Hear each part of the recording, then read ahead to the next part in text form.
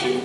Ako nga pala si Jenny Rose S. Canaria, one of the primary 12 of Pastoral Lotis ng Destiny Church. So, ako po yung inatasan niya bilang mag-share ng Word of God. So, ang title ng message for tonight is Serving the Lord is the True Success. Yun. So before we start, okay, let's pray muna. Heavenly Father, maraming salamat po sa gabing ito. Holy Spirit, I ask for your grace, for your mercy. Lord, tulungan mo ako to deliver your word na nawa maramdaman, O God, ng bawat isa na nandito ngayon sa iyong banal na tahanan, yung bawat word na mga galing sa iyo, Lord God. Lord, gamitin mo ako bilang instrumento, Panginoon, na may masabi, Panginoon, kung na kinakailangan, Panginoon, na ikaw po, Panginoon, ang magsilbi namin gabay, O God, para, Lord, marating namin, Panginoon, yung tunay na tagumpay. Lord, maraming salamat. In Jesus' name, Amen. Okay? So, may isa lang daw katanungan, sino sa inyo ang naniniwala na lahat tayo ay successful? Okay? Na dinisenyo tayo ng Lord para maging successful sa buhay. Okay? Na sa lahat ng aspeto ng buhay natin ay magtatagumpay tayo. Okay? Alam niyo ba na ang tunay na tagumpay ay sa pamamagitan ng pag-serve sa Lord? Yun. Bakit? Kasi pag inuna natin ang Panginoon, okay? Siya na yung kikilos sa buhay mo. May mga pangarap ka na nais mong maabot. Okay? Kapag alam mo kung saan ka nakaposisyon, alam mo ba, kapatid, na si Lord ang tutulong upang tulungan ka niya sa mga pangarap mo. Amen ba? Yun. Okay? Ang purpose ng topic na ito is para malaman natin at maunawaan natin kung ano yung kahalagahan ng tunay na matagumpay. So, yun, ang biblical foundation ko is nakatagpuan ko sa Matthew 6 verse 33. But more than anything else, put God's work first and do what He wants. Then, the other things will be yours as well. So, for us to become successful, kailangan po natin na unahin natin ang kingdom ng Lord. Gawin natin kung ano yung makabuti. Gawin natin kung ano yung kagustuhan ng Panginoon. Okay? Sa pamamagitan po ng pag-serve sa Lord, yun po ang pinakamahalaga sa lahat. Okay? Mayroon po akong 3 points na i-share sa inyo. Ito po yung 3 ingredients for a true success. Ang una po dito is take an action in everything you do. Okay? Pag sinabing take an action in everything you do, kailangan mong kumilos, kapatid. Isa kang leader sa church, okay, kumilos ka. Pag po tayo yung leader lang na by name, pag po tayo yung leader na pakuya-kuya-kuya lang, okay, kailangan natin gumalaw. Okay? Magplano ka din, kapatid. Take an action. Hindi lang puro faith lang ang meron ka. Kailangan gumalaw ka din. Sabi nga po sa Book of James na ang pananampalatayang patay ang pananampalatayang walang kalakip na gawa. Amen ba? Amen. So, yun nga. Ang may share ko lang dito, testimony ko lang, no? Alam niyo po ba na nung itinaas ako ni Pastor Lotis bilang kanyang primary 12, sa totoo lang po, nag-struggle po ako. Nag-struggle ako kasi nung hiniwalay ako sa dati kong network, wala akong disciple. So talagang ang sakit, parang nakakaiyak, nakakalungkot, kasi wala akong disciple. So ang ginawa ko, nag-take ako ng action. Ang ginawa ko, lumabas ako, nagpunta ako sa plaza, nag-invite, nag-win.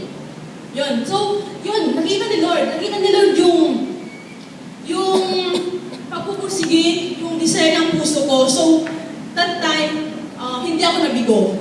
Dahil alam niya na kumilos ako para sa kingdom niya. Alam niyo ba, kapatid, binigyan ako ni Lord ng isang disciple na kahit iisa pa lamang noon.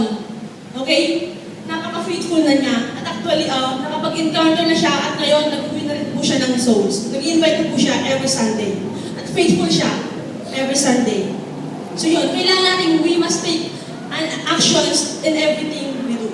So pangalawang point din po is, kailangan din po natin matutunan na magkaroon po tayo ng winning attitude. Okay po? Okay po ba? Winning attitude. Bakit? Okay? Magkaroon tayo ng right attitude. Dahil kahit na you take an action, pero okay, hindi naman, wala ka namang tamang mindset, wala ka naman ng right attitude, okay, baliwala din yung ginagawa mo. Kaya make sure na pag kumikilos tayo, dapat meron tayong winning attitude. Yun.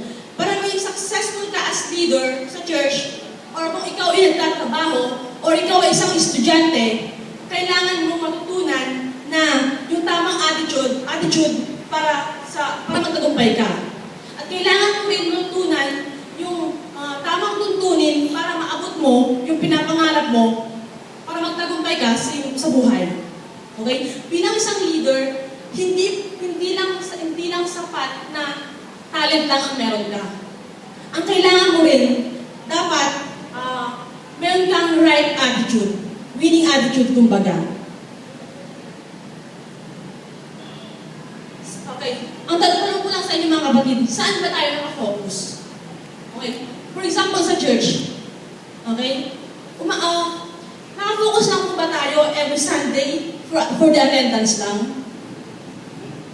Hindi, di ba? Kailangan, pag nakafocus ka, pag nasa church ka, yung mga kaluluwa na masisave every Sunday, every service, yung mga tao na naghihintay sa'yo, okay, para maligtas sila.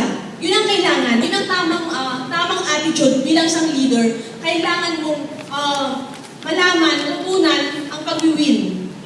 Hindi lang tayo depende sa attendance lang. Okay? So, yun. Example pa, sa network mo or sa ministry mo, kailangan hindi may teamwork. Okay? Pag may winning attitude ka, marunong kang makipag-unite sa leader mo, sa mga kasamahan mo. Okay? Alisin mo yung sapawan, kompetensya, kasi dito sa pag-serve sa Lord, kay Lord, hindi po tayo nagkukompetensya. Okay? Nag-serve tayo sa Kanya para mas lalong lumago yung church, yung tahanan niya, at lahat ng mga anak niya ay maligtas. Amen ba? Okay, tandaan mo kapatid, hindi tayo nagsiserve sa tao. Sa Lord tayo nagsiserve. Okay. Sa work din po. Sa work, hindi lang dapat yung mabe-benefits mo ang nakafocus, ang kung saan ka lang doon. Okay?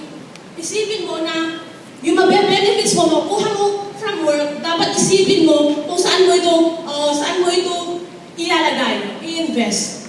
Simple lamang po, invest mo sa kingdom ng Lord. Yun. Sabi nga po sa Romans 8, verse 28, we know that God is always at work. For the good of everyone who loves Him, they are the ones God has chosen for His purpose. Ibig sabihin, okay, all things work together. Lahat may teamwork. Kailangan may teamwork. Yun po yung tamang attitude. So, ang pangatlo pong points is work with God.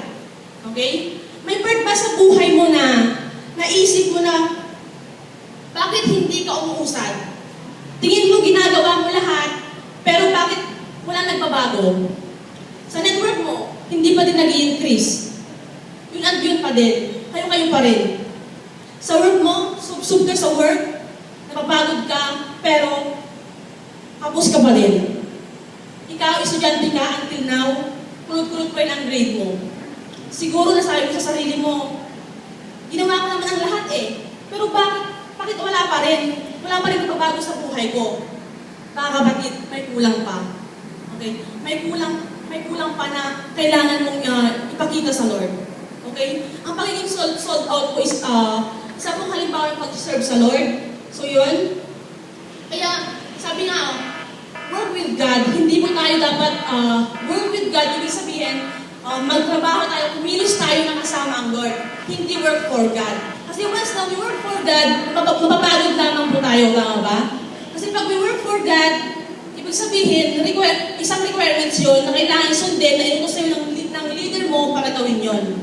So, wag po nating gagawin yun na kung kumilos tayo kasama ang Lord. So, Sige, tapusin mo. so I want you guys that starting today, gusto kong i-apply ninyo yung tatlong sangkap ng tunay na tagumpay. Una po doon is take an action in everything you do. Magplano ka, magkaroon ka ng winning attitude. Dahil hindi sapat ang talent lang. Sabayan natin ng tamang attitude. Magkaroon tayo ng teamwork sa Lord. Okay? Na siya magsisilbing gabay tungo sa ating tagumpay. Work with God.